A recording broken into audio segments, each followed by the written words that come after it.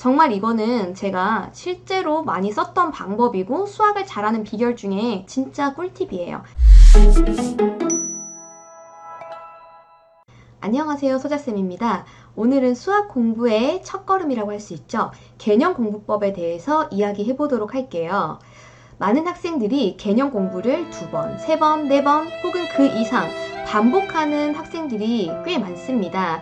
그런데 저는 생각이 좀 달라요. 개념 공부는 딱 한 번이면 충분하다라고 생각하는데 그 한 번을 확실하게 공부해야 되겠죠. 개념 공부를 반복적으로 하는 사람들의 특징을 살펴봤더니 이런 패턴이더라고요. 개념서를 보면은 여기 보이시나요? 개념서에서 이렇게 핵심적으로 요구하는 어떤 공식이나 진하게 표현되어 있는 이 부분 있죠.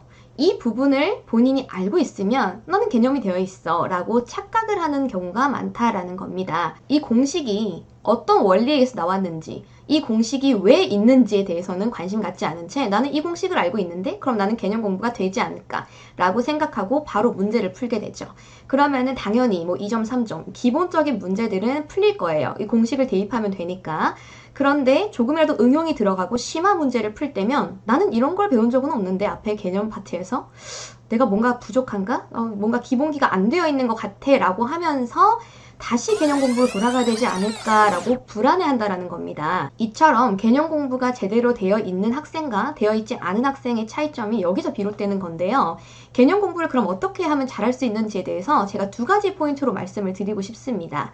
첫 번째 포인트는요. 개념 공부를 할 때 이 공식이 탄생되고 이 굵은 글씨가 나와 있던 그 과정들이 어떠한 수학적 흐름으로 지나갔는가를 이해하고 넘어가셔야 됩니다.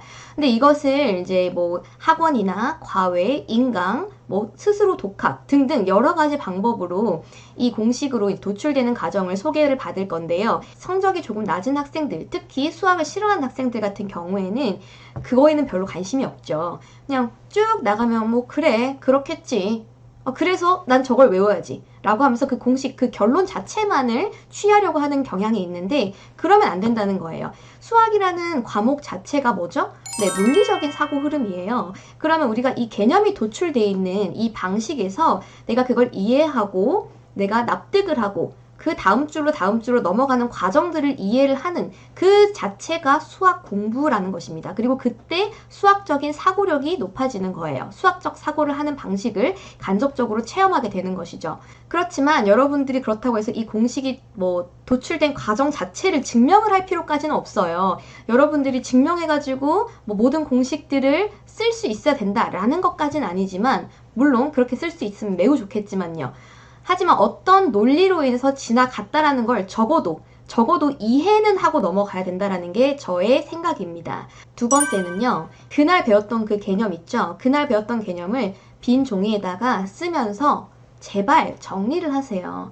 쓰라고 하면은 정말 많은 사람들이 쓰지 않죠. 귀찮죠. 저도 귀찮은 거 알아요. 그런데 제가 고등학교 때 했던 방식은 개념 공부를 했으면 그 개념에 대한 정리를 반드시 연습장이나 빈 종이에다가 정리를 하면서 내가 말을 할 수 있는 환경이라면 말을 하면서 누구를 가르치듯이 이렇게 하기도 했었고요. 그게 아니더라도 쓰면서 정리를 하는 것을 하면 본인이 이 머릿속에서 단원 자체에 대한 정리를 하게 되고 뼈대가 구축이 되는 겁니다. 물론 개념 공부를 할 때 그걸 다 이해했다고 해서 심화 문제까지 한 큐에 다 풀리진 않겠죠. 그렇죠? 왜냐면은 그 심화 문제란 자체가 개념을 베이스로 하되 뭐 선수학습에 필요한 그 공식을 써야 되는 경우도 있고 그리고 그 문제를 풀어가는 자체에 대한 방법론적인 거를 또 체득해야 되는 경우도 있으니까요. 그렇지만 이 모든 기초는 개념이라는 겁니다. 그렇기 때문에 여러분들이 그 개념을 뼈대를 잘 구축을 해놓으면 그 바깥에서 문제를 이런 유형 풀 때는 이렇게 했었고 저렇게 했었고 라는 것을 살을 붙여갈 수 있기 때문에 여러분 안에 어떤 체계가 생성되는 것이죠. 내 머릿속에 방대한 수학적인 단원이 체계를 잡고 있어야 그 다음에 큰 눈으로 바라봤을 때 그 출제자의 의도라든지 어떤 단원에 어떤 풀이법을 써야 되는지에 대한 갈피가 잘 잡히게 되는 겁니다. 그래서 제가 한번 정리를 하는 것을 또다시 1인칭 시점으로 한번 보여드리도록 할 테니까 여러분들이 참고하면서 반드시 한 번쯤은 해보셨으면 좋겠어요. 자, 영상을 보여드리도록 하겠습니다.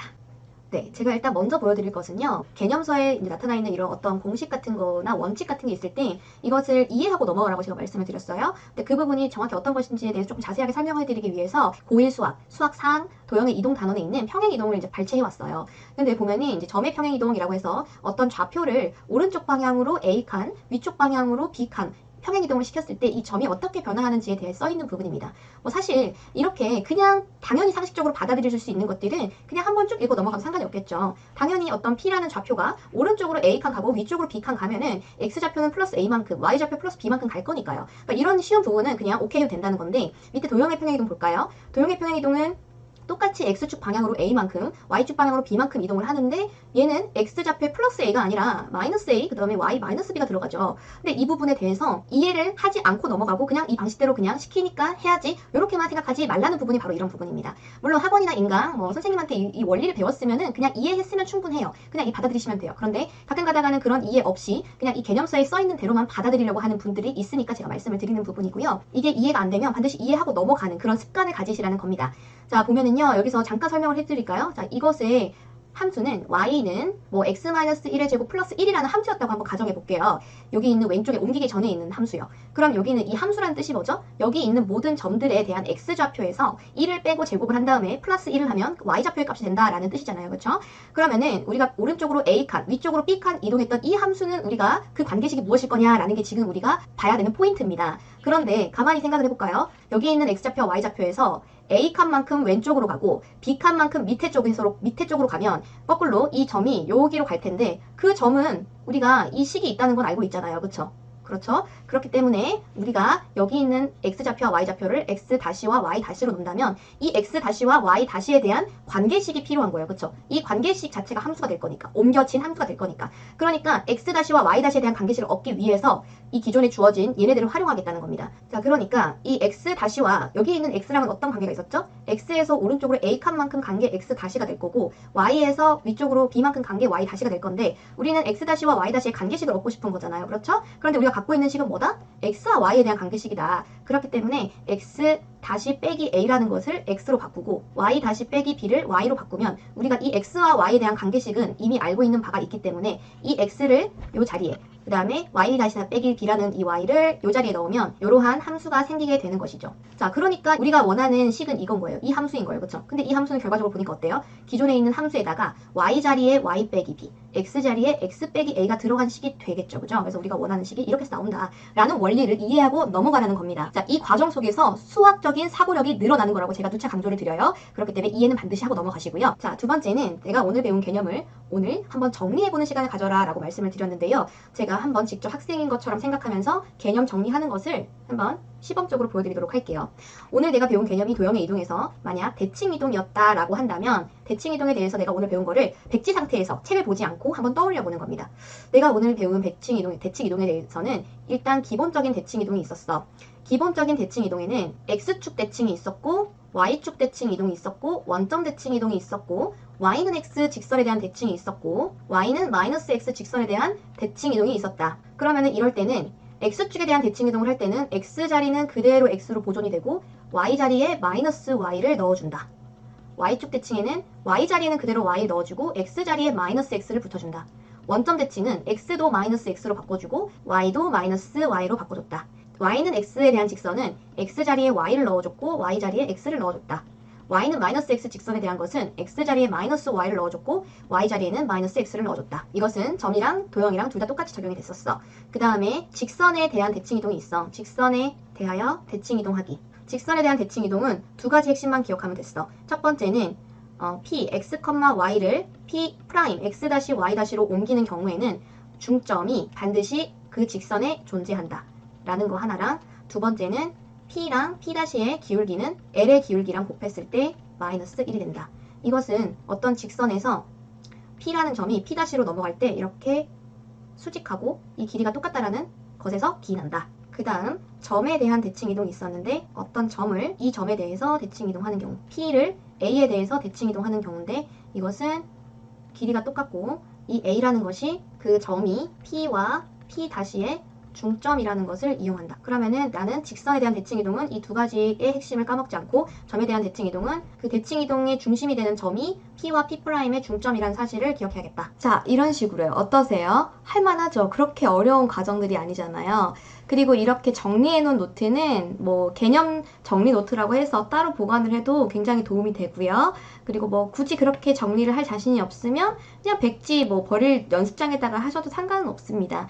근데 이거를 하는 것이 왜 중요하냐면 내 머릿속에 어떤 체계가 잡힐 수 있다는 거예요. 그래서 그 체계를 먼저 뼈대를 잡아놓고 나중에 그런 디테일한 부분들을 추가해보면 내 뇌가 잘 정돈된 서랍장처럼 구축이 될 수 있기 때문에 수학의 양이 엄청나게 방대해지더라도 여러분들이 잘 꺼내서 적재적소에 쓸 수 있다라는 장점이 있습니다. 정말 이거는 제가 실제로 많이 썼던 방법이고 수학을 잘하는 비결 중에 진짜 꿀팁이에요. 그러니까 여러분들 개념 공부할 때 귀찮더라도 진짜 너무 적는 게 귀찮으면 그냥 머릿속으로 정리라도 한번 해보세요. 진짜 다릅니다. 그러니까 여러분들 개념 공부 반복하면서 비효율적인 공부하지 마시고 확실하게 개념 짚고 넘어가는 그런 공부하시면서 성적 좋게 받기를 바라겠습니다. 오늘 영상은 여기까지 하겠습니다. 감사합니다.